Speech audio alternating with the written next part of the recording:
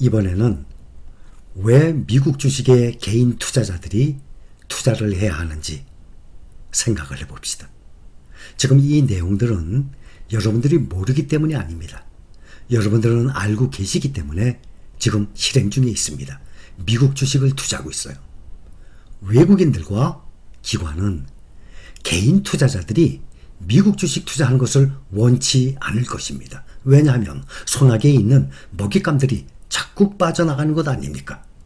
국내 주식에 투자를 해서 외국인들과 기관들의 현금 인출기 또 이 먹잇감이 돼야 될 것 아닙니까? 근데 자꾸 해외로 빠져나가게 되면 먹잇감들이 줄어드는 결과가 나올 것 아닙니까? 자, 봅시다. 국내 종목 10년 장기 투자 마이너스 수두룩. 해외 주식 수익 397%. 그러면 3% 모자르는 400%. 400%면 수익이 5배라는 뜻입니다. 순매스탑 50종목 국내 해외 주식 10년 성적 비교해보니 국내 평균 27% 수익 났지만 50개 중 30개 종목 마이너스. 그러면 50개에서 30개, 그럼 100개 중에 60개나 뜻 아닙니까? 투자 종목 중에 60%가 10년 동안 장기 투자했는데 마이너스예요. 엄청난 마이너스입니다. 100종목 중에 50종목만 마이너스가 나도 50%만 해도 엄청난 마이너스인데 10년을 장기 투자했는데 60%가 마이너스 종목이에요. 그러니 무서워서 정말 어떤 종목을 갖다가 장기 투자하겠습니까? 10년간 투자 결과 보면 국내 평균 27% 1억을 투자했습니다. 10년 후에 결과 뚜껑을 열어보니 국내 투자를 했는데 1억 2,700만 원이 됐어요. 1억에 2,700만 원이 붙었어요. 불어났어요.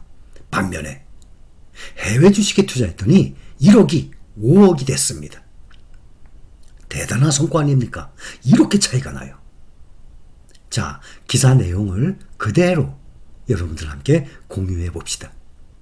200억 원대 자산가 A씨는 오랜 기간 자신의 포트폴리오 가운데 60%가량을 국내 주식과 펀드로 채워왔다. 주식, ETF, 펀드 구분 다 해드렸죠? 펀드 하지 맙시다. 투자 운용사가 바라는 스타일이에요. 또 이렇게 펀드 하지 말자 그러면 싫어할 겁니다. 왜냐하면 이 수수료가 나와야 될 것 아닙니까? 펀드는 결국에는 간접 투자예요. 내가 원하는 우리가 ETF로 딱딱 우리가 매수하지 않습니까? 그렇게 되면 보수도 훨씬 적어요. 연보수도. 펀드는 결국에는 나는 돈만 맡기고 투자 종목 선정 사고 팔고 다 펀드 매니저가 알아서 하는 것 아닙니까? 그래서 우리는 펀드 말고 직접 투자 ETF입니다. 나머지는 현금으로 보유하고 있었다. 해외 투자를 여러 차례 추천받았지만 익숙하지 않은 모험을 하기 싫어 피했다. 익숙하지 않은 모험. 지금은 국내 종목 매수하듯이 미국 주식 매수하는 좋은 세상이에요. 익숙하지 않은 모험 그런 게 어디 있습니까? 그렇죠? 여러분들 하고 계시잖아요. 국내 종목 매수하듯이 원화로 똑같이 지금 미국 주식을 매수했어요. 대부분 작년부터 시작했습니다. 나스닥 100처럼 12년 된 것도 있지만 극히 드물죠? 거의 다 작년부터 시작을 해서 올해 계속 나와요. 그러니 작년이 2021년도가 미국 주식을 원화로 투자할 수 있는 원년이 되는 것입니다. 국내 주식과 펀드도 수익률이 나쁘지 않았다. 하지만 때가 되면 출렁이는 수익률에 늘 불안을 느낀 것도 사실이다. 코로나 사태 이후 국내 증시가 가파르게 오를 때도 마음이 마냥 편하지는 않았다. 이번엔 다르겠지 라는 생각을 할 때마다 수익률이 곤두박질 쳤던 기억이 떠올랐다. 지난해 말 미지의 영역이던 해외로 눈을 돌리기로 결심했다. 국내 자산은 차익 실현 후 비중을 29%까지 줄였다. 그 대신 해외 주식을 사 그 비중을 30% 정도로 맞췄다. 자산 배분 효과는 성공적이었다. 국내 10년 국내 장투 마이너스가 수두룩. 코로나 사태 이후 국내 주식 투자가 일상이 된 지난 1년 새 슈퍼리치 고액 자산가들은 글로벌로 자산을 더욱 분산했다. 미래에셋증권 고객 가운데 10억 원 이상을 투자하는 자산가들은 전체 자산 가운데 해외 주식 비중을 1년 새 11%에서 17.2%로 늘렸다. 해외 주식 잔액은 1조 원에서 2조 2천억 원까지 늘었다. 1억 원 미만 투자자들이 여전히 국내 주식과 펀드에 자산의 상당수를 투자하는 동안 일찌감치 다양한 자산으로 배분한 셈이다. 우리 실린 가족 아닙니까? 고액 자산가들의 이 같은 움직임은 그간 쌓인 경험이 크게 작용했다는 분석이다. 증권회사의 이 담당 이름은 빼겠습니다.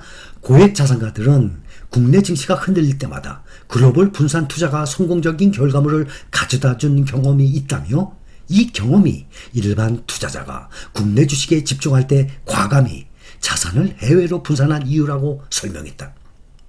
실제 국내 투자자와 해외로 일찍이 눈을 돌린 투자자의 수익률 격차는 컸다. 2010년 이후 코스피 지수의 연평균 상승률은 6.2%다. 같은 기간 미국 S&P 500은 매년 평균 11.5% 올랐다. 해마다 출렁임이 있었지만 장기 투자 수익은 해를 거듭할수록 격차가 벌어졌다. 10년 전 주식을 사서 보유했다면 10년 전 개인 투자자가 가장 많이 사들인 국내 주식 50개와 해외 주식 50개의 10년 장기 수익률 차이는 훨씬 컸다. 국내 주식의 10년치 수익률은 27.26%에 그쳤지만 해외 주식 50개 종목의 수익률은 397%에 달했다. 아마존을 비롯해서 개별 종목들 이름이 쭉 나왔습니다. 개별 종목의 이름들은 생략을 합니다. 국내 주식 중에서도 일부 종목이 높은 장기 수익률을 기록했지만 10년간 손실을 낸 종목 30개 훨씬 많았다. 펀드를 통한 간접 투자 역시 미국, 중국 등으로 눈을 돌린 투자자의 수익률이 높았다. 펀드 평가업체 FN가이드에 따르면 해외 주식형 펀드 가운데 5년 수익률이 100%가 넘는 펀드는 114개로 국내 주식형 펀드 40개를 크게 웃돌았다. 본격적인 대규모 원정 시작. 글로벌 분산 투자가 수익성과 안정성이란 두 마리 토끼를 잡을 가능성이 높다는 인식이 커지자 소액 투자자들도 본격적으로 원정 투자에 나서기 시작했다. 최근 국내 투자자들이 보유한 외화증권 보관 장액이 100조 원을 넘어선 것도 이 때문이다. NH투자증권에 따르면 2019년 이후 2년 새 국내 투자 고객이 106% 증가하는 동안 해외 투자 고객은 1265% 늘어난 것으로 집계됐다. 106% 대 1265% 몇 배입니까? 12배 차이가 납니다. 국내 투자 고객이 106% 2배가 늘어났는데 해외 투자 고객은 13배, 14배가 늘어났다는 것 아닙니까? 특히 1억 원 미만 고객 가운데 해외 투자에 나선 고객은 2019년 13,684명에서 올해 32만 몇 배입니까? 32배네요. 수십 배가 늘어난 거예요. 같은 기간 10억 원 이상 고액 자산가 가운데 해외 투자에 새롭게 나선 이들은 71% 증가했다. 해외 투자 열풍이 투자자의 대부분을 차지하는 소액 투자자에까지 급격히 확산된 것으로 풀이된다. 환율과 대외 변수의 영향을 많이 받는 국내 증시 특성상 달러, 해외 투자 자산으로 자산을 분산하는 것이 바람직하다.